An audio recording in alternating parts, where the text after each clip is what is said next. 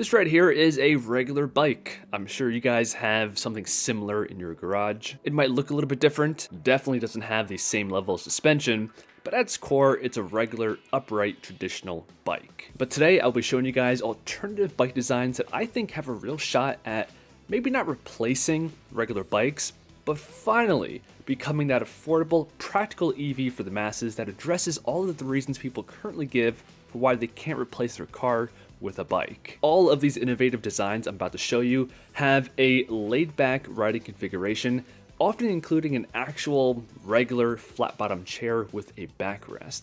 Not too dissimilar from what you have in, say, a car. Now, this is nothing new in and of itself. My gym has exercise bikes with the same exact configuration, and I much prefer using this versus a regular bike. I can still generate just as much power when pedaling, and above all else, my butt doesn't hurt.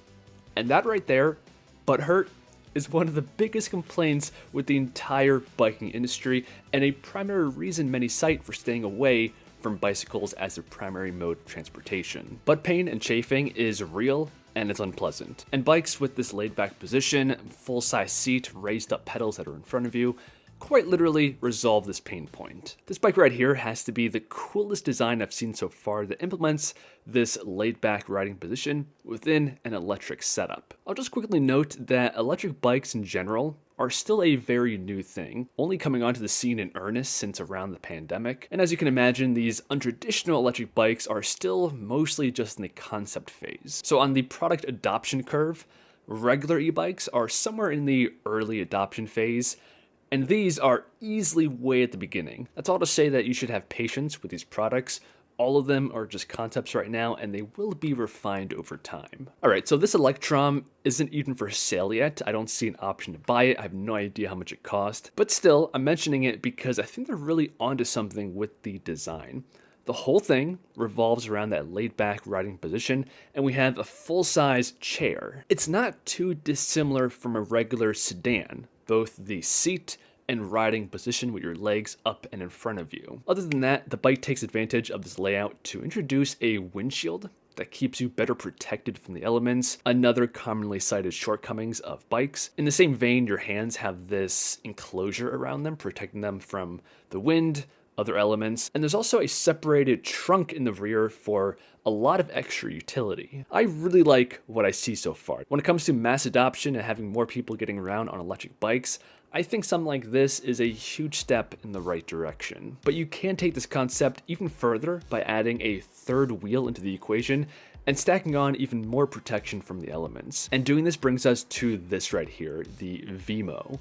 Another innovative EV that I want in my garage right now. Just like before, this offers a comfortable, laid-back riding position, but this time with what looks to be a full-blown office chair.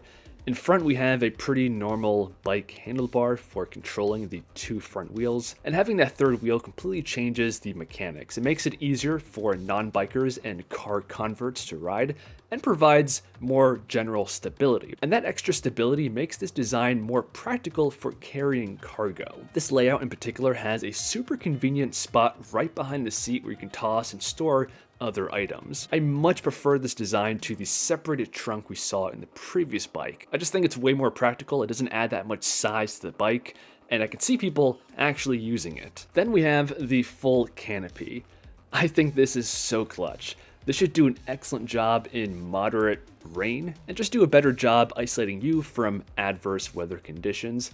And it does this while still maintaining a rather minimalist look to it. I did notice that we have full suspension, good fenders. I gotta say, I really like this product and the overall platform. The only thing I would change is the tires. I think 20 by 4 inch wide fat tires would really tie the whole thing together. And in case you're about to comment, yes, you can ride this thing on the bike lanes according to the company's website. Now, this is expensive, as you probably guessed by now. Base price is about $8,000.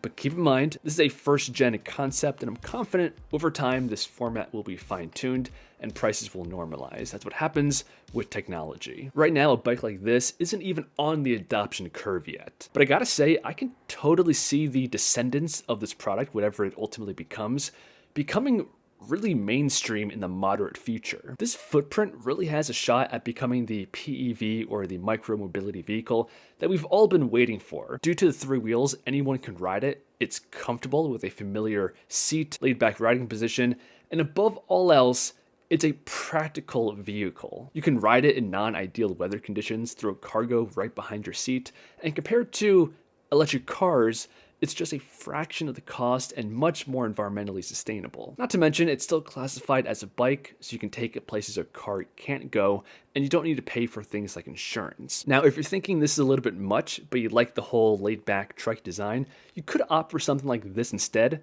It's more minimal, cheaper, and in my opinion, far superior to what has become the more popular trike design, with the 2 wheels in the back and the regular upright riding position. If instead you really like what the Vimo is all about and you want to take it to the next level, take a look at the Nimbus 1. This is a fully enclosed 3-wheel EV that has about 100 miles of range.